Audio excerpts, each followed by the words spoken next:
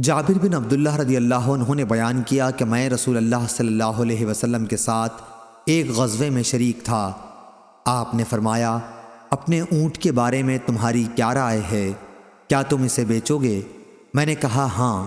چنانچہ اونٹ میں نے آپ صلی اللہ علیہ وسلم کو بیچ دیا، اور جب آپ مدینہ پہنچے تو صبح اونٹ کو لے کر میں آپ کی خدمت میں حاضر ہو گیا۔ حضرت صلی اللہ علیہ وسلم نے مجھے اس کی قیمت ادا کر دی۔ صحیح بخاری حدیث نمبر 2385۔ اعمش نے بیان کیا، انہوں نے بیان کیا کہ ابراہیم کی خدمت میں ہم نے بائے سلم میں رہن کا ذکر کیا تو انہوں نے بیان کیا کہ مجھ سے اسود نے بیان کیا اور ان سے عائشہ رضی اللہ عنہا نے بیان کیا کہ نبی کریم صلی اللہ علیہ وسلم نے ایک یہودی سے غلہ ایک خاص مدت کے قرض پر خریدا اور اپنی لوہے کی زرہ اس کے پاس رہن رکھ دی۔ صحیح بخاری حدیث نمبر 2386۔ سلیمان بن بلال نے بیان کیا، ان سے ثور بن زید نے، ان سے ابو غیث نے اور ان سے ابو ہریرہ رضی اللہ عنہ نے بیان کیا کہ نبی کریم صلی اللہ علیہ وسلم نے فرمایا، جو کوئی لوگوں کا مال قرض کے طور پر ادا کرنے کی نیت سے لیتا ہے تو اللہ تعالیٰ بھی اس کی طرف سے ادا کرے گا، اور جو کوئی نہ دینے کے لیے لے تو اللہ تعالیٰ بھی اس کو تباہ کر دے گا۔ صحیح بخاری حدیث نمبر 2387۔ ابو ذر رضی اللہ عنہ نے بیان کیا کہ میں نبی کریم صلی اللہ علیہ وسلم کے ساتھ تھا۔ آپ نے جب دیکھا آپ کی مراد احد پہاڑ کو دیکھنے سے تھی تو فرمایا کہ میں یہ بھی پسند نہیں کروں گا کہ احد پہاڑ سونے کا ہو جائے تو اس میں سے میرے پاس ایک دینار کے برابر بھی 3 دن سے زیادہ باقی رہے، سوا اس دینار کے جو میں کسی کا قرض ادا کرنے کے لیے رکھ لوں۔ پھر فرمایا، دنیا میں دیکھو جو زیادہ مال والے ہیں وہی محتاج ہیں، سوا ان کے جو اپنے مال و دولت کو یوں خرچ کریں۔ ابو شہاب راوی نے اپنے سامنے اور دائیں طرف اور بائیں طرف اشارہ کیا، لیکن ایسے لوگوں کی تعداد کم ہوتی ہے۔ پھر آپ صلی اللہ علیہ وسلم نے فرمایا، یہیں ٹھہرے رہو، اور آپ تھوڑی دور آگے کی طرف بڑھے۔ میں نے کچھ آواز سنی جیسے آپ کسی سے باتیں کر رہے ہوں۔ میں نے چاہا کہ آپ کی خدمت میں حاضر ہو جاؤں، لیکن پھر آپ کا فرمان یاد آیا کہ یہیں اس وقت تک ٹھہرے رہنا جب تک میں نہ آ جاؤں۔ اس کے بعد جب آپ صلی اللہ علیہ وسلم تشریف لائے تو میں نے پوچھا، یا رسول اللہ صلی اللہ علیہ وسلم، ابھی میں نے کچھ سنا تھا، یا راوی نے یہ کہا کہ میں نے کوئی آواز سنی تھی؟ آپ صلی اللہ علیہ وسلم نے فرمایا، تم نے بھی سنا؟ میں نے عرض کیا کہ ہاں۔ آپ صلی اللہ علیہ وسلم نے فرمایا کہ میرے پاس جبریل علیہ السلام آئے تھے اور کہہ گئے ہیں کہ تمہاری امت کا جو شخص بھی اس حالت میں مرے کہ وہ اللہ کے ساتھ کسی کو شریک نہ ٹھہراتا ہو تو وہ جنت میں داخل ہوگا۔ میں نے پوچھا کہ اگرچہ وہ اس طرح کے گناہ کرتا رہا ہو تو آپ نے کہا کہ ہاں۔ صحیح بخاری حدیث نمبر 2388۔ ابو ہریرہ رضی اللہ عنہ نے بیان کیا کہ رسول اللہ صلی اللہ علیہ وسلم نے فرمایا، اگر میرے پاس احد پہاڑ کے برابر بھی سونا ہو تب بھی مجھے یہ پسند نہیں کہ 3 دن گزر جائیں اور اس سونے کا کوئی بھی حصہ میرے پاس رہ جائے، سوا اس کے جو میں کسی قرض کے دینے کے لیے رکھ چھوڑوں۔ اس کی روایت صالح اور عقیل نے ظاہری سے کی ہے۔ صحیح بخاری حدیث نمبر 2389۔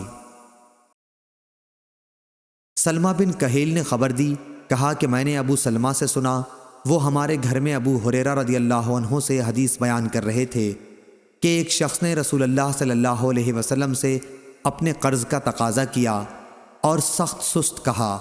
صحابہ رضی اللہ عنہم نے اس کو سزا دینا چاہی تو آپ نے فرمایا کہ اسے کہنے دو، صاحب حق کے لیے کہنے کا حق ہوتا ہے، اور اسے ایک اونٹ خرید کر دے دو۔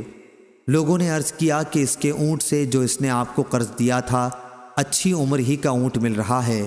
آپ نے فرمایا کہ وہی خرید کے اسے دے دو، کیونکہ تم میں اچھا وہی ہے جو قرض ادا کرنے میں سب سے اچھا ہو۔ صحیح بخاری حدیث نمبر 2390۔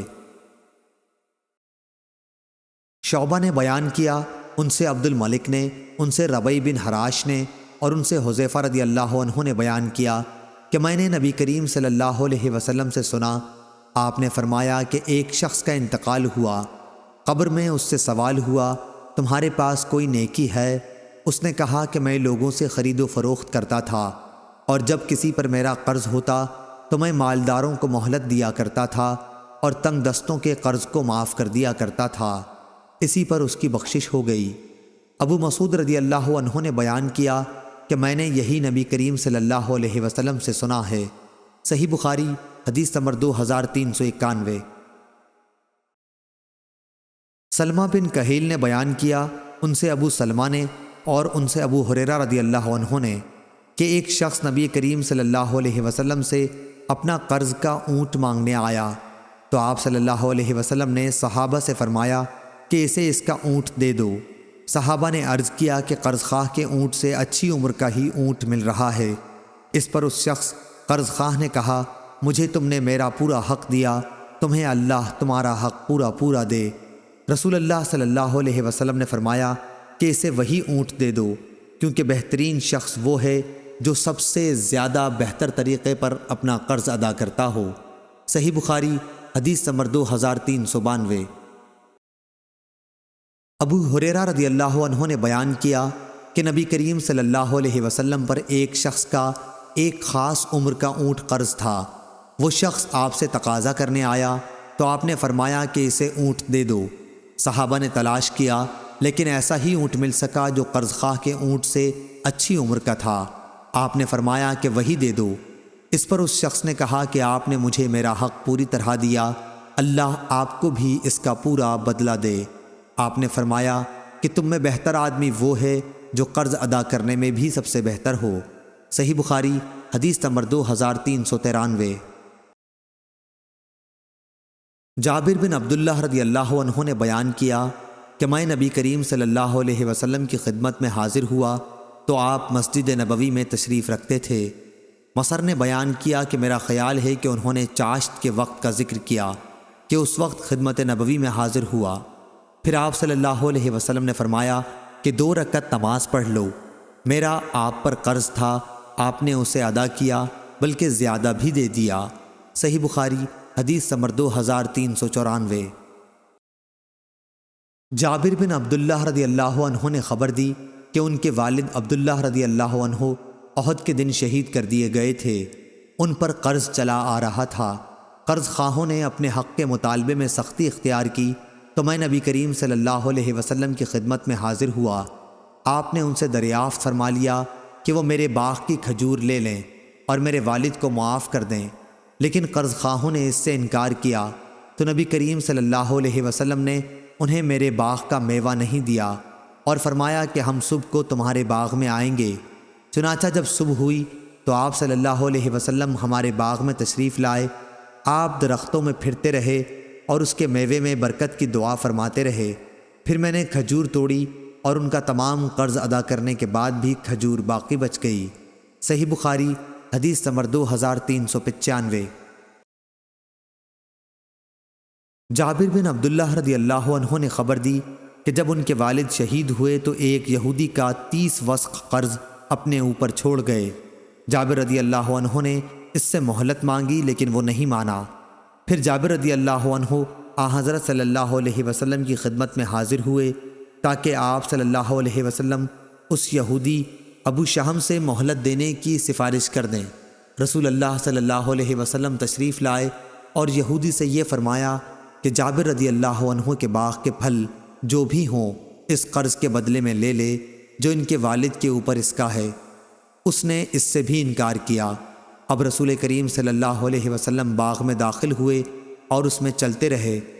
پھر جابر رضی اللہ عنہ سے آپ نے فرمایا کہ باغ کا پھل توڑ کے اس کا قرض ادا کرو۔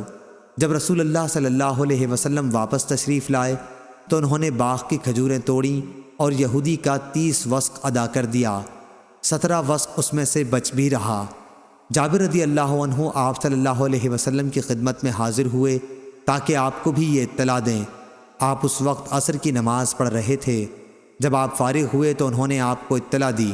آپ نے فرمایا کہ اس کی خبر ابن خطاب کو بھی کر دو۔ چنانچہ جابر رضی اللہ عنہ حضرت عمر رضی اللہ عنہ کے یہاں گئے۔ حضرت عمر رضی اللہ عنہ نے فرمایا میں تو اسی وقت سمجھ گیا تھا جب رسول اللہ صلی اللہ علیہ وسلم باغ میں چل رہے تھے کہ اس میں ضرور برکت ہوگی۔ صحیح بخاری حدیث نمبر 2396۔